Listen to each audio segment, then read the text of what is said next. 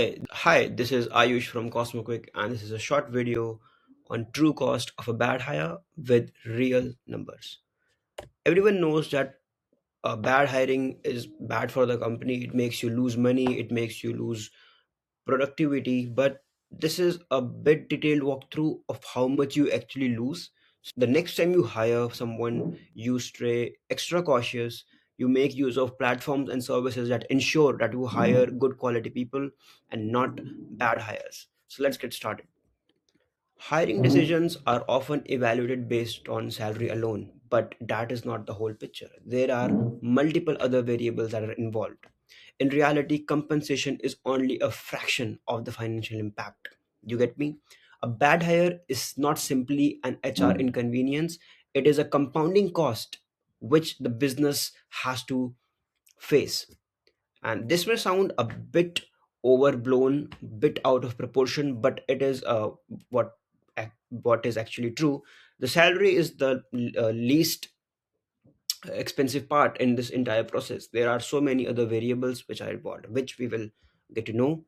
And why bad hires are so expensive.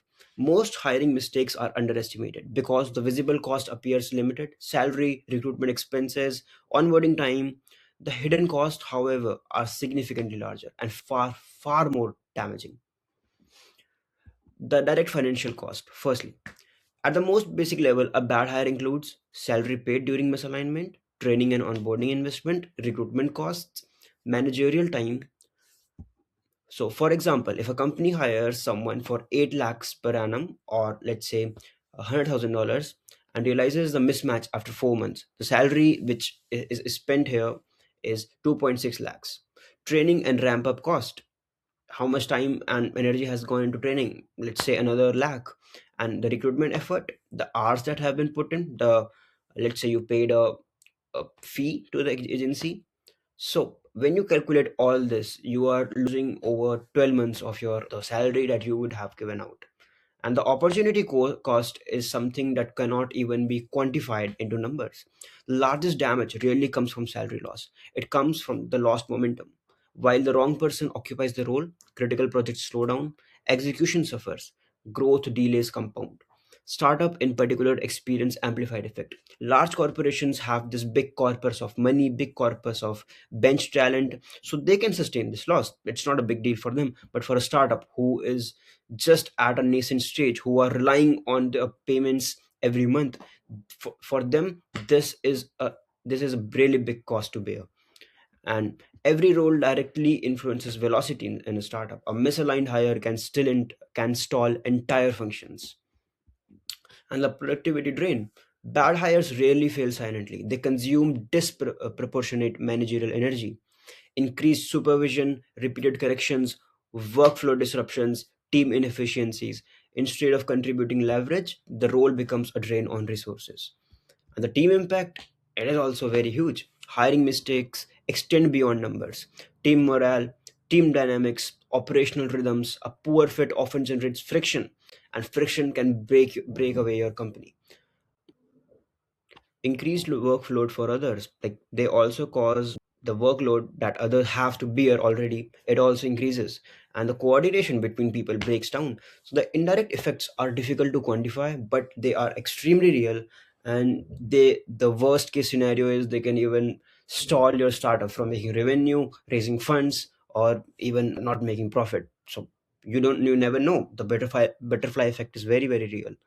And the replacement cost, correcting a bad hire restarts the entire cycle. You have to define the role again, you have to source candidates, you have to screen, you have to do multiple round of interviews, you have to negotiate, you have to onboard them, you have to train them. And each restart compounds cost, time, and fatigue, and most importantly the growth of the entire company.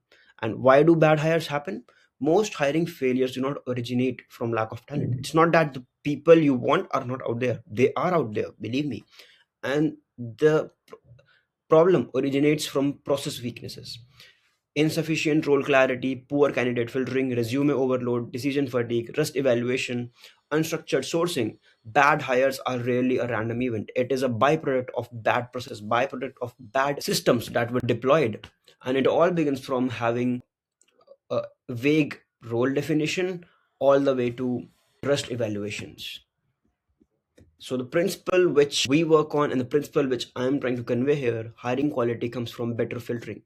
Reducing hiring risk is less about intuition and more about systems design. It is not something you can overcome by becoming a great interviewer or a great analyzer of person or someone who has a peek into the human psychology. No, all you need to do have is great to have great systems in place. You have to have clear role definitions. Your sourcing should be structured. You should have pre-qualified candidate pools. You have signal focused screening, so hiring outcomes improve when noise is reduced. What actually reduces hiring risk? Effective hiring systems prioritizes immediate access to relevant candidates, reduce screening friction, higher signal visibility, better alignment before interviews, and risk reduction begins before the offer stage. So this is how you take this up and avoid bad hires. And here's a live demonstration of CosmoQuick.com where you can hire people from pre-vetted candidate pools. You come on the website, you click on hire talent now, you fill this form, and that's it. Thank you.